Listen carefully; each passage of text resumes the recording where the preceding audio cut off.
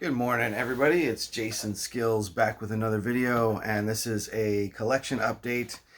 Did a little local record shopping yesterday. I might do a little bit more today, but scored big time yesterday. Got a lot of cool jazz records, and been dipping into some old bop, some bebop, hard bop, 1960s jazz, basically. Blue Note reissues. Got some old school used copies as well as reissues. So this is my haul for yesterday. Still drinking my morning coffee here. First up, probably my favorite of the bunch so far is this one, Herbie Hancock, Inventions and Dimensions.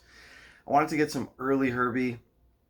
I've always got the 70s Herbie, which I absolutely love. You know, his funk, jazz funk fusion and electric piano and synthesizers, etc. This is straight up old school piano playing, and it's insane. It's really, really good.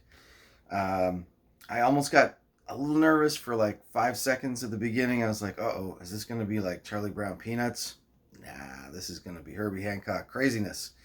It's pretty amazing. The first track, Succotash. Love this song. Just takes you places for sure. And the beats, the drums. Basically, the drums and the piano playing are just like off the charts on this record. Amazing stuff. Succotash and Jack Rabbit on side 2 are absolute standouts, but all 5 tracks I'd say are amazing. So, nice Blue Note reissue. No idea if 1 step, 20 steps. No mo-fi business here, just some straight up record collecting and good jazz at that. So that was one of them I picked up. Got this as well. This is some old Donald Byrd. After I saw Richie's comment, I picked Street Lady for one of my favorite 70s record, Donald Byrd, and he's like, that's basically the last Byrd that he got. He likes the stuff before it, so I thought, hey, yeah, I'll check out some earlier Donald Byrd. So, what an amazing album cover, first off. Iconic covers for the Blue Note records. The Catwalk has got Pepper Adams on it, Philly Joe Jones, Layman Jackson, and the rest. Yeah, this is pretty sweet. Donald Byrd on trumpet, Blue Note reissue. Play that. This is another favorite that I got yesterday, another reissue. I basically went all in here. Hank Mobley. I've got another Hank Mobley, that kind of brown and yellowish circle kind of cover on Blue Note. This is High Voltage. This is also amazing. Good drumming on this one too, I think. Billy Higgins is on drums on this one. So if you're looking to get into the classics for jazz, I mean, you can't go wrong with Blue Note or Prestige stuff. It definitely fires up. Now, an amazing jazz record that will blow your mind. Or some people say, like, get rid of customers at the shop if you want. If you want to get rid of people. Ornette Coleman, free jazz. This is some insane shit. Total jam atmosphere here. 2 tracks, basically one hell of a long ass jam split into 2 parts. The Ornette Coleman Quartet. I love Ornette Coleman. I love free jazz stuff. This is total noisy improv. It gets wild. There's like just strains of goodness here and there. You got to be in the right mood probably, but I didn't find this overly irritating. But some people kind of go nuts when they listen to that stuff. But it was just like a Jackson Pollock picture. This is a reissue see-through vinyl, clear vinyl. Not sure, the quality of this reissue. It's by Hermitage. At first I thought, a Russian bootleg, but it's more of an Italian bootleg. No, it's an Italian label. I don't know how unofficial or official it is, but originally from 1960. This is a 2011 reissue. Hard to find on Discogs because they have this reissue list on Discogs, but not the clear version. Instead, they have like a 180 gram. This is, I think, a 180 gram, even though it's clear. But the nicer reissues have the gatefold, and I think they even have this as a cutout of the gatefold. But you know what? Do I care? Not really. I'm just gonna play this and just enjoy some Ornette Coleman. I got some other Ornette Coleman in my jazz section. I have my jazz section pretty close by here.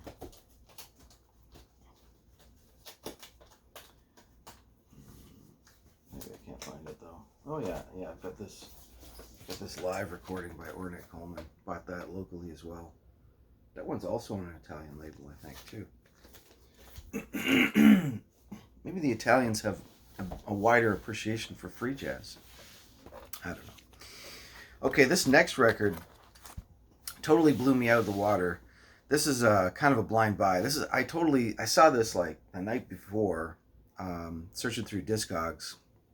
It's kind of popped up randomly. I had never heard of this record, but if you're from the 1970s, probably you did, because this guy did win a Grammy, not for this record, but this record kind of launched his career and a whole sound, if you will. And then I'm shopping locally, and then what do I see? I see some Paul Horn, Inside. Yeah, this record, this is a must pick up. If you're into ambient or experimental a little bit, this is some really cool shit. Again with the flute. 1970s is all about the flute. Look at this man just sitting there playing the flute.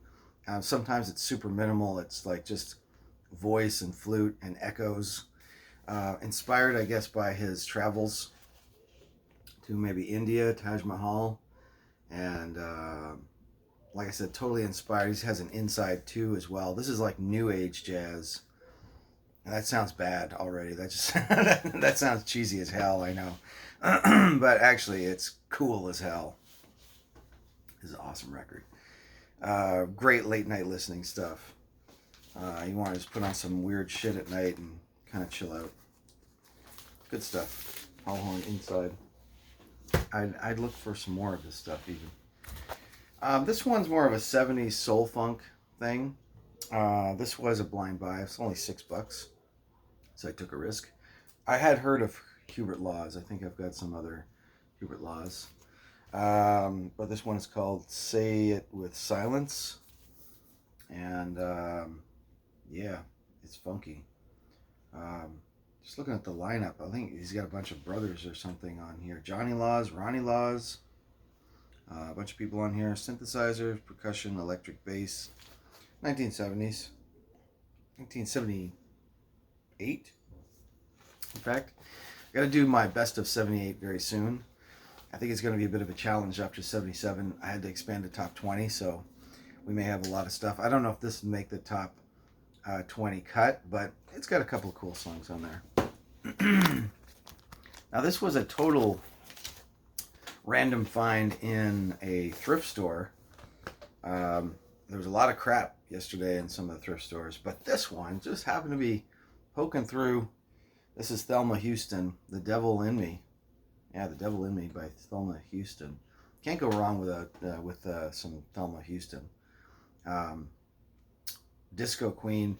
It really is funny because her big track on this, I'm Here Again, totally sounds like Don't Leave Me This Way, kind of, but not quite as dramatic maybe, but not the exact same lyrics, but it's got that same kind of phrasing. I don't know. Anyway, Thelma Houston. Picked that up for like $1. So, and it's a very mint condition, which means people did not play that record very much. A couple more left here. Also at the record shop yesterday, I picked up a copy of this. Ramsey Lewis, Maiden Voyage, which is actually a Herbie Hancock song. He has an album called Maiden Voyage. I'm a little disappointed with this one. I'd say this was the weakest of the bunch that I got yesterday. Also, it was like $12.99, so it wasn't the best price for a weak album. Pretty fun album cover, although 1960s feel. It's a 1970s album, I think. I don't know. Could be wrong. There's no date on it. It's Canadian press with a promo punch on Cadet Records. Look at that. Woo. Original inner sleeve. Yeah, I'm not talking about the music here, if you notice, because it's a little disappointing. It's okay. It's just a little bit more on the cheesier side. Ramsey Lewis always does covers. I mean, I don't know if he has any original songs, I feel like. And I do have some pretty cool Ramsey Lewis greatest hits I just showed on like a couple videos ago. So probably should have just stuck with that. But I thought, hey, I got some Ramsey Lewis greatest hits. I'll pick this one up. This has Maiden Voyage. It's got Lady Madonna, Les Fleurs, Afro Boogaloo Twist, Eternal Journey, In the Heat of the Night. So, you know, there's Tina Turner and Herbie Hancock, and all those are the songwriters. So his versions. Piano playing. I think that the deal is the piano is great, but it's like sometimes the string arrangements and the rest of the song, maybe the song choices, I don't know. Was, like I said, the weakest of the bunch. It's okay, but not, no, it's not as good as the other one. And I also got this at the shop, which I actually didn't have a copy of. Some Alice Cooper from 1975. This could have made the 75 list, maybe. This is Welcome to My Nightmare, which is a great opening track. Yeah, it's kind of cool. It's kind of almost a little bit funky, a little bit theatrical, this album. It's definitely not heavy metal. I would say it's more like hard rock. It's Alice Cooper, basically. It's a fun time. It's like listening to Kiss in a way. It's good entertainment value. And Vincent Price is on this album as well. I haven't listened all the way through. It's produced by Bob Ezrin, so that's a big name. And yeah, that's my Alice Cooper, basically. I had to toss the inner sleeve lyric sheet, unfortunately, because it had some mold on it, and I'm just not down with mold. Not in my records, anyway. Okay, and last but not least, I got to show you a metal record that came in. A real bona fide metal record. Blood Feast. In for the kill. Kill for the pleasure. Blood Feast. I don't know how I came across this. If this was a Marty Worm mention in one of his videos or something. But this is an old school New Jersey band from the 80s. Reissued on High Roller. High Roller does excellent reissues. You got the clear vinyl, pretty thick as well, probably 180 gram. You got inner sleeve stuff with the lyrics, and you got a ginormous poster as well of the album cover. Not that I would ever put all these posters up, but I do appreciate the effort and attention they do to the packaging. So yeah, some thrash, old school thrash metal from the 80s, rounding out today's video and yesterday's picks. One last thing, I'll show some more charity pickups. These were all for $1. CDs and cassette. Billy Ocean, Bob Dylan, Barry White, and some more jazz favorites. So that's some local shopping there. I picked up a lot of cool jazz stuff, and I'll see you guys in the next one.